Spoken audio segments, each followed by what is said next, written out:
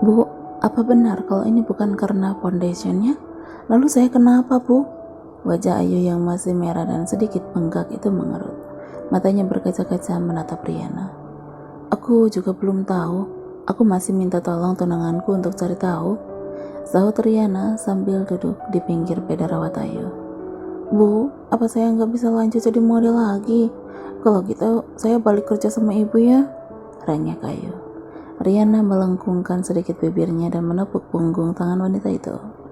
Jangan khawatir, kita akan segera tahu penyebabnya. Oh ya, tadi ngapain Kathleen kesini? Alex mengambil posisi duduk di kursi dekat beda rawat Ayu dan melihat modelnya itu. Ya, begitulah, apalagi kalau bukan ngejek kita semua, ungkap Alex kesal. Jangan khawatir, kita nanti akan tahu penyebabnya. Tring, sebuah pesan masuk ke dalam ponsel Riana. Wanita itu segera merogoh kantongnya dan mengambil gawainya itu. Rahang Riana mengeras ketika dia membaca pesan itu. Mas Alex, aku ke kantor WOW dulu. Ada apa? Apa mereka mau tuntut kita? Tanya Alex khawatir. Riana yang setadinya bersiap untuk melangkah berhenti dan menoleh menatap lelaki yang berdiri di sampingnya itu. Nuntut? Alex mengangguk. Mereka bilang akan menuntut kita kalau terbukti, bukan karena foundationnya, jawab Alex. Riana mendengus. Dasar. Tunggu di sini aja mas, aku pergi dulu. Yuk, jangan terus digaruk ya, dan pakai salepnya sama minum obatnya. Aku pergi. Pamit Riana. Dengan terburu-buru, Riana berjalan keluar lobi untuk memanggil seorang taksi, tapi mobil yang dia tumpangi tiba-tiba berhenti di depannya. Oh, bagus. Anda di sini? Gumam Riana. Wanita itu kemudian berjalan mendekati mobil itu dan segera masuk lalu mendudukkan dirinya di kursi yang tadi ia tempati. Aku ingin berbicara denganmu. Eric tersenyum dan mengangguk. Kita bicara sambil makan ya. Ini sudah saatnya makan malam. Tuan Jenkins, saya ingin bicara pada Anda soal kosmetik berbahaya yang kalian klaim sangat aman bagi kulit sensitif. Suara Riana meninggi dengan mata yang menyerot tajam kepada Eric. Kerutan terjalin di dahi laki-laki Kaukasia itu. Kosmetik berbahaya? Apa maksudmu? The Royal tidak pernah memproduksi kosmetik dengan bahan-bahannya yang berbahaya. Riana membuka ponselnya dan memberikannya pada lelaki itu. Wajah Eric terlihat tidak bersahabat saat membaca hasil tes foundation yang Ayu pakai ponsel dirinya. No, The Royal tidak pernah pakai cat ini. Eric menggelengkan kepalanya. Tuan Jenkins, saya tidak tahu kenapa Anda meminta Ayu jadi model produk Anda. Tapi ingat satu hal, Tuan Jenkins, saya bukan Riana yang dulu. Riana yang lemah yang tidak bisa berbuat apapun saat dia dijebak, dihina, dan disalahkan. Ingat itu, tegas Riana. Pak, tolong hentikan mobilnya, seru Riana pada sopir. Sang sopir menatap Eric, melihat Riana yang begitu emosi. Eric akhirnya mengangguk pada laki-laki berpakaian serba hitam di balik kemudi itu. Ana, aku akan selidiki ini dan kasih jawabannya. Janji Eric. London, Inggris. Tuan muda, ayo makan dulu. Nanti kalau Lady Hanwil kembali, beliau bisa marah kalau tuan muda belum makan. Bujuk seorang wanita berpakaian pelayan itu. Aku gak peduli, aku mau daddy sama mami. Seru bocah laki-laki itu kesal dan menutup tubuhnya dengan selimut, serta memiringkan tubuhnya membelakangi pengasuhnya. Air bening itu menetes melintasi pipi dan hidungnya. Dia tidak ingin berada di mansion mewah itu. Yang dia inginkan adalah bersama sang bunda. Tuan muda, setelah ini saya akan teleponkan tuan. Siapa tahu. Tidak perlu, sentak Evan sambil menyingkapkan selimut dari wajahnya dengan cepat dan kembali menutupnya. Dua pengasuh Evan kebingungan. Sejak kembali dari Jakarta, Evan semakin sulit untuk ditangani. Ada apa ini? Suara seorang wanita yang begitu dingin memenuhi kamar yang dihiasi dengan bola dan robot itu. Itu nyonya, tuan muda. Pengasuh Evan itu melipat bibirnya dan tidak berani melanjutkan perkataannya. Dia masih tidak mau makan? Tanya wanita yang selalu menata apik rambutnya itu. Kedua pengasuh itu mengangguk. Wanita yang biasa dipanggil Lady Hanwell itu mendesah lalu mengebaskan tangannya menyuruh kedua pengasuh itu pergi. Bawa juga makanannya, titah wanita itu. Kedua pengasuh itu berpandangan. Kenapa? Apa kalian tuli? Sergah Lady Hanwell. Seorang pengasuh terpaksa maju dan mengambil kembali makanan yang dia sediakan untuk Evan di atas meja, lalu keluar dari ruangan itu. Evan, makanan sudah dibawa pergi. Sekarang kamu bisa tidur sepuasmu. Tapi jangan panggil grandma atau pelayanku untuk membawakanmu makanan. Mengerti? Ucap Lady Hanwell. Air mata Evan kian mengalir. Bocah itu melipat bibirnya, tidak berani mengeluarkan suara. Evan, apakah kamu mendengarku? Suara Lady Hanwell semakin dalam dan menekan. Dari balik selimut Evan menganggukkan kepalanya. Wanita tua itu kemudian memutar badannya dan meninggalkan cucunya sendiri. Mami, Evan kangen. Evan gak mau di sini. Isak Evan, ibunda Erik itu berjalan menuju kamarnya dan mengambil gawai miliknya. Ia menekan nomor Erik dan duduk dengan gaya anggunnya di balkon. Halo, lebih baik kamu kembali ke sini atau anakmu akan mati. Dia menolak untuk makan.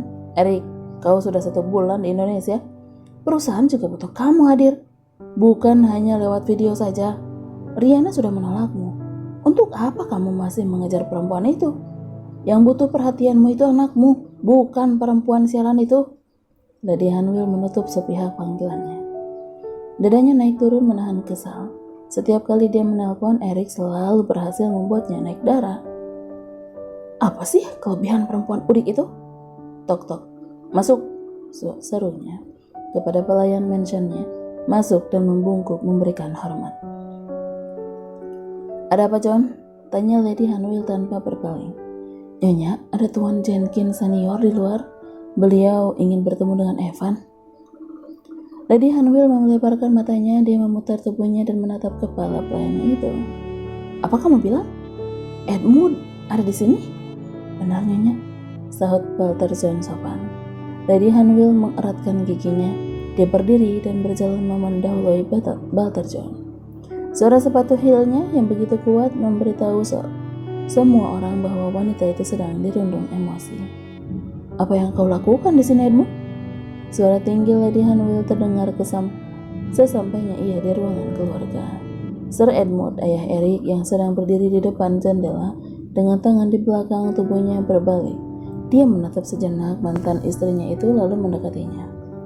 Aku ingin bertemu dengan cucuku, ujar Sir Edmund. Lady Hanwell mendengus. Kenapa? Bukankah kamu punya cucu dari wanita itu? Ups, maaf, aku lupa. Itu bukan cucumu, tapi anakmu, ejek Lady Hanwell sambil menghulum senyum. Mana Evan? Tanya Sir Edmund tidak mau menanggapi wanita yang dia tinggalkan lebih dari 2 dekade lalu itu. Tidur? Jadi sebaiknya kamu kembali ke istri tercintamu itu, kata Lady Hanwell. Kenapa kamu selalu melarangku bertemu Evan? Dia juga cucuku, Mary. Emosi Sir Edmund mulai terpancing. Dia memang mewarisi namamu, tapi aku tidak mau dia mewarisi sifat burukmu, sengit Lady Hanwell dengan mata yang menyipit tajam. Dengan mata yang menyipit tajam, Sir Edmund mengertakkan giginya. Mary, kamu tahu sendiri alasan aku bercerai denganmu. Dulu kamu berhasil membuat anakku benci kepadaku, tapi sekarang aku tidak akan membuatmu melakukan itu lagi kepada cucuku. Serga Sir Edmund tidak mau kalah. Kau adalah suamiku, seharusnya kamu selalu mendukungku, bukan malah pergi dan menikah lagi dengan wanita murahan itu. Kamu menginjak-injak harga diriku. Sir Edmund menyelipkan kedua tangannya di dalam saku dan mendengus. Murahan? Apa dia pernah tidur dengan kakaknya sendiri? Lalu apa tadi? Kamu mau aku mendukung ide gilamu itu? Mimpi. Sudah 2 dekade, ternyata kamu tidak pernah berubah. Sir Edmund menatap tajam kedua bola mata Lady Hanwell selama beberapa saat, lalu mengambil langkah ke samping dan berjalan pergi. Tangan Lady Hanwell terkepal kuat, tubuhnya gemetar karena amarah yang memuncak. Satu persatu, tetesan bening menuruni pipinya. Kau benar-benar brengsek, Edmund, geram Lady Hanwell sambil mengusap air matanya. Kau dan wanita itu, dan kau juga Riana, tunggu saja pembalasanku. Irwan berjalan mondar-mandir di kantornya. Nilai saham perusahaannya kian hari kian merosot. Beberapa investor banyak yang menarik dana dari perusahaannya. Pak, rating sitcom kita sedang naik daun. Kalau sampai kita kurangi budgetnya, otomatis kita juga harus cut banyak pengeluaran. Dari setting, kru, sampai artisnya. Kalau seperti itu, aku nggak yakin mereka akan kerja maksimal, papar Dimas. Kamu kira aku nggak tahu soal itu? Tapi apalagi yang bisa kita lakukan? Investor banyak yang mundur. Kamu tunggu aja kabar dari papa. Papa mau bicara sama Lady Hanwell, sahut Irwan lalu menggigit bibir bawahnya karena tidak yakin. Dimas mendengus, kerap kali ayahnya selalu saja mengandalkan orang lain untuk membantunya menyelesaikan masalah, tapi tidak pernah mau mengeluarkan uang sendiri. Kamu kerjakan yang lain dulu, aku akan hubungi Lady Hanwell sama Gary, suruh Irwan dan kembali ke tempat duduknya serta meraih telepon genggamnya. Riana sedang memberikan instruksi kepada para asistennya ketika Nisa datang dan mengatakan bahwa Elena sudah kembali serta memanggilnya. Bu Elena sudah balik? Nisa mengangguk.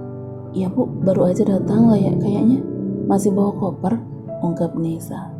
Riana memberikan sekali lagi instruksi kepada tim payetnya lantas berjalan menuju kantor Elena.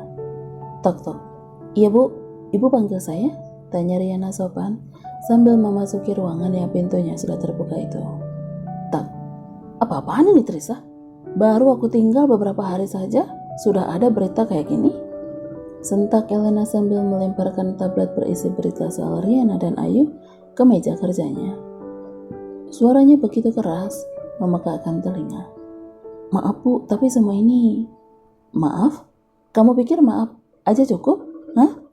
Nama Glamorous tercoreng gara-gara kamu.